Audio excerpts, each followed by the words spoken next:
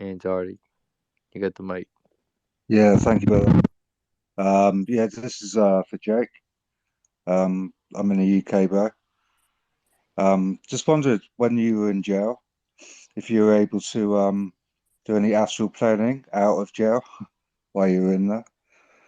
Um, Also, have you read any or followed any of Castaneda?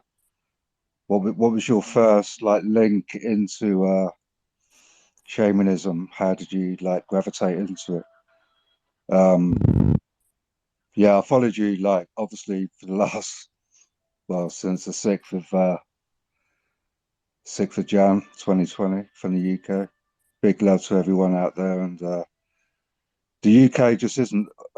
We're not ready for what's to come. I can assure you. Um, it's going to come like a brick to so many people. So I'm really concerned about that. Obviously, I've been following, and I know pretty much how it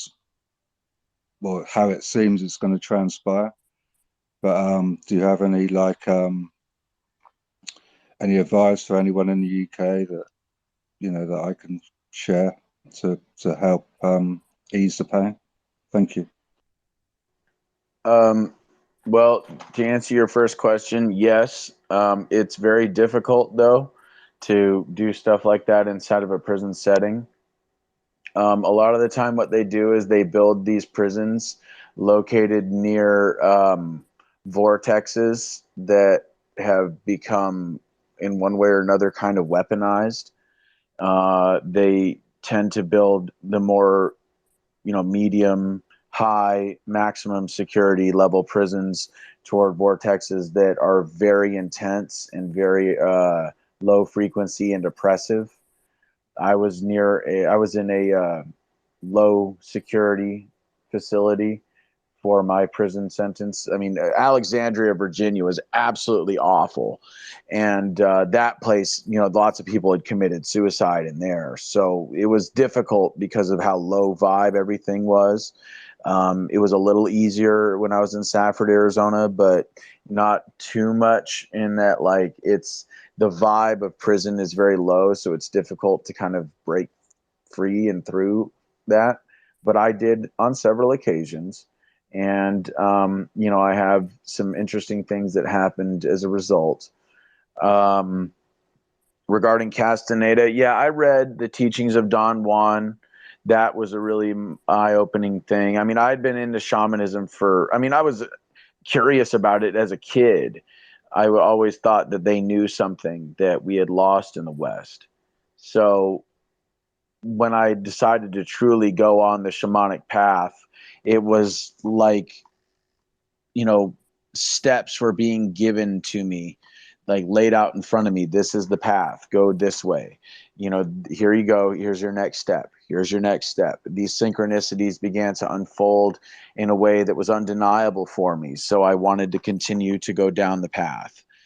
Um, I also read other works of Castaneda's, a couple of his other books. What I thought was really interesting and somewhat inspiring, actually, about Castaneda was the fact that a lot of people thought what he said was bullshit. And they said that none of it was true, that he never met Don Juan, that it was all based on anthropologic studies and him doing a lot of library work and then condensing what he had read and learned into novels where he claimed to be, some sort of a Nawal or a brujo or a shaman of sorts. And that actually kind of inspired me because what I found really interesting about it was this idea of like, okay, so we don't want to throw out the baby with the bathwater here. Let's just say that he was so full of shit that none of it actually happened. Does that negate the stuff that's in the books? Well, no.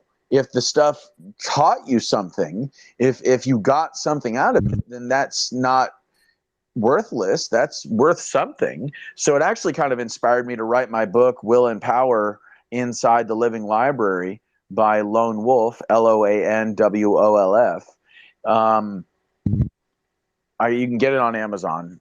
Shameless book plug there. But it inspired me to write it and to formulate it in a way to where when people set the book down, they would kind of be like the movie Avatar, where you get done watching the movie and you think, man, I want to hang out in that world. I want to go to Pandora. I want to be one of those blue dudes. That looks like fun. So I kind of wrote the book in a way that would inspire people to look at reality differently. And it didn't matter that it doesn't matter that it's a fiction, because you can relay truth through fiction. That was one of the things that I learned, from this idea that Castaneda never experienced any of these things. That's true. That's, what they call the enigma of the sorcerer. You never know what you're going to get. You never know what's real and what's fiction. Regarding the UK, I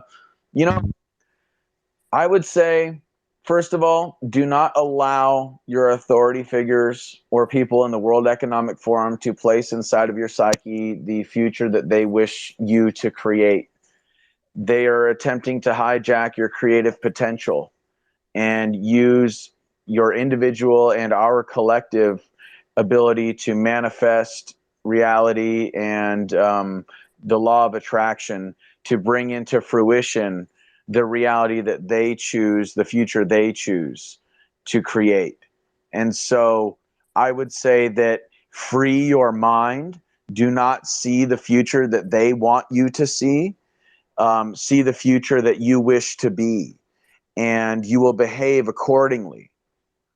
I would also say do not comply would be a really good stance, and that would be something I would say should be taken in mass, where people choose not to live in the 15-minute cities. They choose to go beyond the borders being created by the police, but to do so peacefully.